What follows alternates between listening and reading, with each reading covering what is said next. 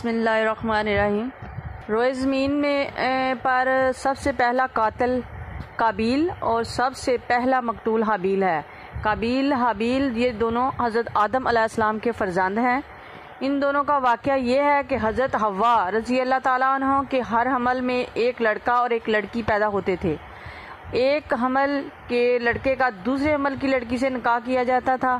اس دستور کے مطابق حضرت آدم علیہ السلام نے قابیل کا نکاح لیوزا سے جو حابیل کے ساتھ پیدا ہوئی تھی کرنا چاہا، مگر قابیل اس پر راضی نہ ہوا کیونکہ اقلیمہ زیادہ خوبصورت تھی، اس لیے وہ اس کا طلبگار ہوا۔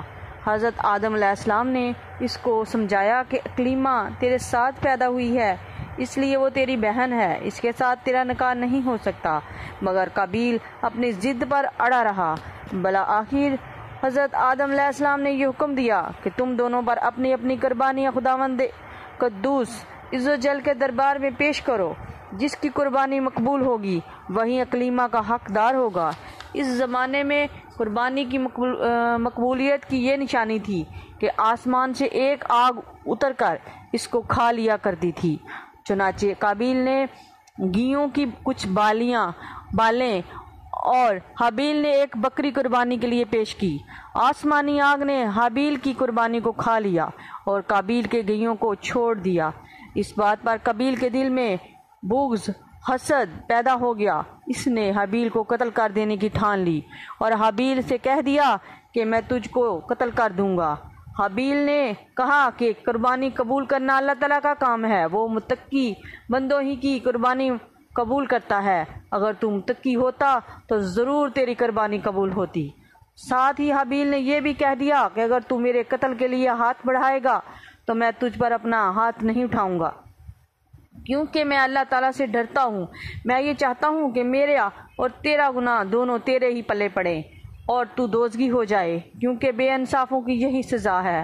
آخر قابیل نے اپنے بھائی حابیل کو قتل کر دیا۔ بے وقت قتل حابیل کی عمر 20 برس کی تھی اور قتل کا یہ حادثہ مکہ مکرمہ میں جبل سور کے پاس جبل حرا کی گھاٹی میں ہوا، اور بعض کا قول ہے کہ بصرہ میں جس جگہ مسجد اعظم بنی ہوئی ہے منگل کے دن یہ سانحہ ہوا۔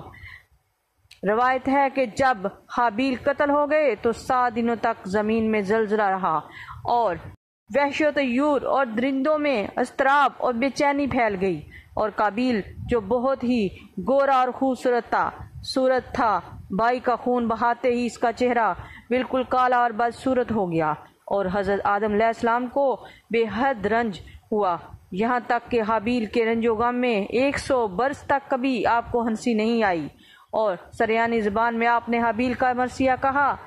تمام شہروں میں ان کے باشندوں میں تغیر پیدا ہو گیا اور زمین کا چہرہ غبار آلود اور قبیح ہو گیا، ہر رنگ اور مزے والی چیز بدل گئی اور گورے چہرے کی رونق کم ہو گئی۔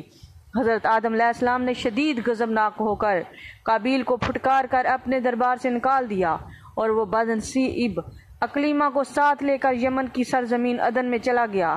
وہاں ابلیس اس کے پاس آ کر کہنے لگا کہ حابیل کی قربانی کو آگ نے اس لیے کھا لیا اور وہ آگ کی پوجا کیا کرتا تھا، لہٰذا تم بھی ایک آگ کا مندر بنا کر آگ کی پوجا کیا کر۔ چنانچہ قابیل پہلا وہ شخص ہے جس نے آگ کی عبادت کی، اور یہ روئے زمین پر پہلا شخص ہے جس نے اللہ تعالیٰ کی نافرمانی کی، سب سے پہلے زمین پر خون ناحق کیا، اور یہ پہلا وہ مجرم ہے جو جہنم میں سب سے پہلے ڈالا جائے گا۔ اور حدیث شریف میں ہے کہ روئے زمین پر قیامت تک جو بھی خون ناحق ہوگا قابیل اس میں حصہ دار ہوگا، کیونکہ اسی نے سب سے پہلے قتل کا دستور نکالا، اور قابیل کا انجام یہ ہوا کہ اس کے ایک لڑکے نے جو کہ اندھا تھا اس کو ایک پتھر مار کر قتل کر دیا، اور یہ بدبخت نبی زادہ ہونے کے باوجود آگ کی پرستش کرتے ہوئے کفر و شرک کی حالت میں اپنے لڑکے کے ہاتھوں سے مارا گیا۔